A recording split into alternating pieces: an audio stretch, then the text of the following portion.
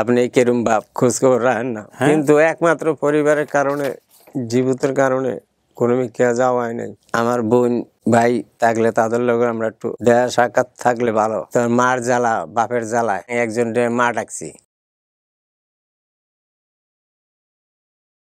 আসসালামু আলাইকুম প্রিয় দর্শক এবং শ্রোতা, আল্লাহ সর্ব অবস্থায় আমাদের সবার মঙ্গল করুন। সবসময়ের মতো সেই দোয়া এবং শুভকামনা জানিয়ে শুরু করছি আপন ঠিকানার বেসিক ভিডিও। দেখা যাক আজকে কে তার পরিবার খুঁজতে এসছে। আপনার নাম কি? আলী। এটা বাবা মায়ের দেয়া নাম? জি স্যার। আপনার বাবার নাম কি ছিল? দৌলুল উদ্দিন আকন। দৌল উদ্দিন আকন। মায়ের নাম মনে নেই? মনে নাই। আপনার 8 ভাই বোন ছিলেন না? আপনার এক ভাইয়ের নাম হচ্ছে রাজ্জাক। হ্যাঁ, আরেক ভাইয়ের নাম আবু। আচ্ছা। আরেক ভাইয়ের নাম ইনুস। আরেক ভাইয়ের নাম হারুন। ফরিদা শাহিদা। ফরিদা শাহিদা। আরেক বোনের নাম মনে নাই। আপনি বলছেন আপনার গ্রামের বাড়ির নাম মনে আছে? হ্যাঁ। বলেন তো কি এটা গ্রামের বাড়ির নাম?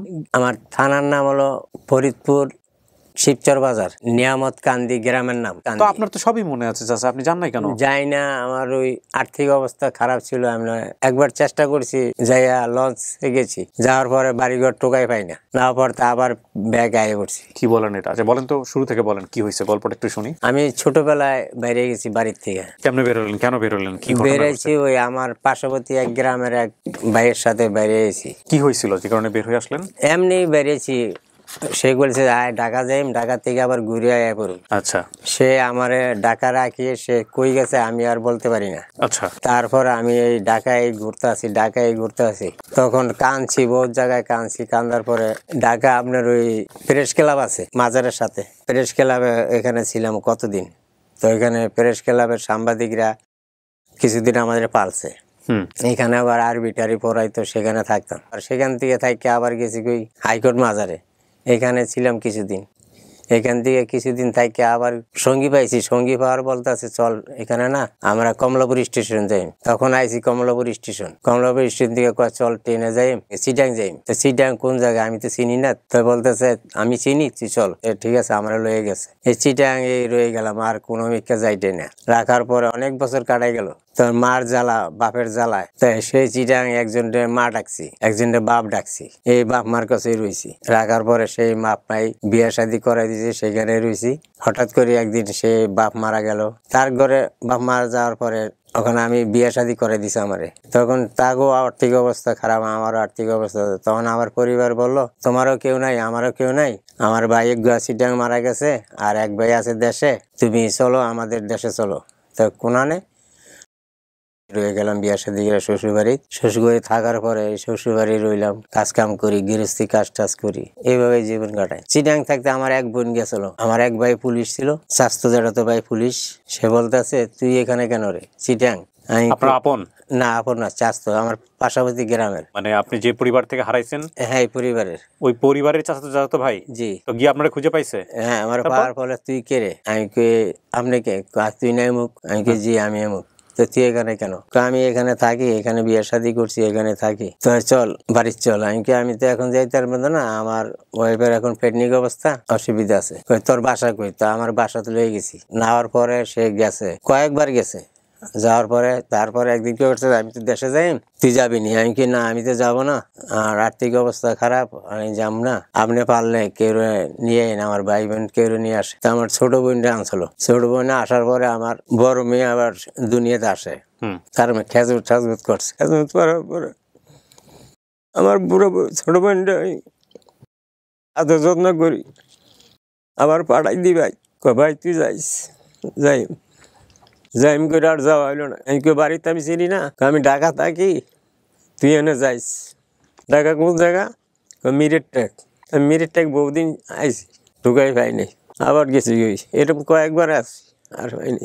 এভাবেই রয়েছি, আর পুলিশ বাইরে আর পাই নাই, সে বদলি কই জানি গেছে। এটা কোনো কথা হলো চাচা? এতদিন পরে আপনি সব পাইলেন, তারপরে পায়াও পাইলেন না, কেমন যেন অদ্ভুত একটা গল্প না? কিন্তু একমাত্র পরিবারের কারণে, জীবিতের কারণে কোনো মিথ্যা যাওয়া হয় নাই। এখন জীবতে লাস্টে বলতে আছে আমাকে কিছুই তো না, পেটে নিচে মাটিও নাই, কিছু নাই, আমার কিছুর দরকার নাই। আমার যদি কোনো আত্মীয় স্বজন থাকে তাদের লোক আপনি একটু পরিচয় করে দেন।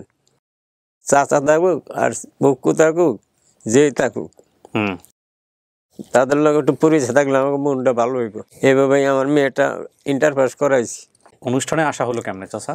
আমার মেয়ে মোবাইল চালায় তো, এই মোবাইলে দেখছে, আপনার মেয়ে দেখছে? মেয়ে দেখছে, তখন আবার বলছে আব্বা একটা অনুষ্ঠান, আত্মীয় স্বজন হারাই গেলে, কেউ হারাই গেলে সে তো টোকাই বাইর করে দেয়, আপনি একটা চেষ্টা করেন তার এখানে যান। তা আমি কি বাবা কেমনে যাই আমি, তুই আলোচনা কর, আমি যাই একদিন। আপনার লগে কে আসছে?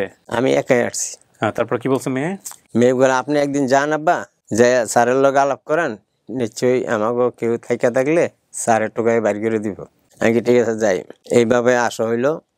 আপনি নিজে গেছিলেন কখনো এই আপনার বাড়িতে গিয়ে খবর করছিলেন? না, আমি এতটুক চিনি না তো, আমি খালি এই ঠিকানার নামই জানছি, কোনোদিন টোকাইও নাই যাইও নাই। কিন্তু ওই বোনটা গেছে, যাওয়ার পর আমি বোনের সাথে আসতে চাইছি, কিন্তু আসতে পারি নাই। ওই মেয়েটাও দুনিয়াতে আসার পরে তার আবার অসুখ ছিল, মেয়ে বোনও বলতে আছে আমি ভাই যাই গই, যদি তোর বাসায় এখানে থাকে তাহলে আবার আসবো। তো শহর বন্দর থাকি, বাসায় আছি, এখানে আবার এখানে নাই, এই জায়গায় পাল্টান লাগে। মনে আমার বোন কোনোদিন গেছে যে আমাকে টোকায় মনে পায় নাই, আমার সন্দেহ এটাই। আমি কয়েকবার আইছি, আমিও বোনেরা পাইনি, এভাবে রয়েছি স্যার। কিছু চাই না, আমার বোন ভাই ভাবি থাকলে তাদের লগে আমরা একটু দেখা সাক্ষাৎ থাকলে ভালো। আর জীবতে কান্দে কয় বা দুনিয়াতে আইলাম, বাচ্চা হুক্কু দেখতাম না, কোন দুনিয়া বাস করি, আপনি কেরম বাপ, আপনি কোনো মা বাবার ঠিকানা লইলেন না, ভাই বোনের ঠিকানা লইলেন না, খোঁজ খবর রাখেন না, এইভাবে এখন দিন কাটাইতে আছি। আপনার বাপে কি করতো? আমার বাপে মনে হয় কৃষিকাজও করতো, আবার পাটের ব্যবসাও করতো। আচ্ছা, এটা আমার জানা আছে, আমি স্মরণ আছে দেরি আমার। আমাদের ওই নৌকাও আসলে বারিশকারের নৌকাও চালাইতো আমার বাপে। দেশ তো সব ঠিক আছে, কিন্তু গ্রামটা ঠিক আছে। কিভাবে যাইতো, কিভাবে আইছি আমি নিজেও কইতে পারি না। বাড়িঘর থেকে বাইরে এসেছেন, ওই ছোটকালে বাইরে স্মৃতি শক্তি অতটা খেয়াল নাই, এমনি সব কিছু খেয়াল রাখছি। ওনার নাম আলী, ওনার বাবার নাম দৌল উদ্দিন খান, এখন ওনার মায়ের নাম মনে নেই। ওনারা ভাই বোন ছিল 8 জন। বড় ভাইয়ের নাম রাজ্জাক, তারপর আবু, তারপরে উনি আলী, এবং তারপরে আরো ভাই আছে হারুন, ইউনুস, এবং ওনার বোনদের নাম ফরিদা এবং শাহিদা। আরেক বোনের নাম মনে নাই। ওনার বাড়ি ফরিদপুর জেলার শিবচর থানার নিয়ামতকান্দি গ্রাম। বাড়ির নাম সম্ভবত আকন বাড়ি হবে। বাবা তৎকালীন পাট ব্যবসায়ী ছিলেন। ছোটবেলায় আমি হারিয়ে যাই, তখন আমার পরিবারকে খুঁজে পাইনি। আমার বাবা মা ভাই বোন কেউ বেঁচে আছে কিনা আমি জানি না। দেশ স্বাধীন হওয়ার পর জেলা পরিবর্তন হয়েছে কিনা জানি না। এখন আমাদের আচ্ছা, আপনি কি দেশ স্বাধীন হওয়ার আগে হারাইছেন? না, দেশ স্বাধীন হওয়ার পরে, পরে বহুত পরে হারাইছেন, সেটাই তো হওয়ার কথা। নিয়ামতকান্দি ফরিদপুর, হ্যাঁ, নৌকা দিয়ে বাজারে পাট বিক্রি করতে যেতে হতো, এই হচ্ছে বিষয়। সুপ্রিয় দর্শক এবং শ্রোতা, কিছু প্রশ্নের উত্তর আসলে পাওয়া যাবে না, এটা ওভাবে ওনার জীবনে হয়েছে। উনি ঠিকানা নিয়ে এসছে এখানে, ওনার পরিবার যদি খুঁজে পাওয়া যায় তাহলে হয়তো বোঝা যাবে যে আসলে কেন, কিভাবে, কি হয়েছিল। বিশেষ করে ওনার ভাইরা তো নিশ্চয়ই বেঁচে আছেন, এত ভাই বোন যদি আল্লাহ বাঁচিয়ে রাখেন তো নিশ্চয়ই আমরা পরিবারের সন্ধান পাবো। কাউকে দেখলে চিনবেন চাচা? ইনশাল্লাহ চিনবেন। দর্শক এবং শ্রোতা, চলুন আমরা সবাই মিলে চেষ্টা করি। শেষ করছি। আসসালামু আলাইকুম।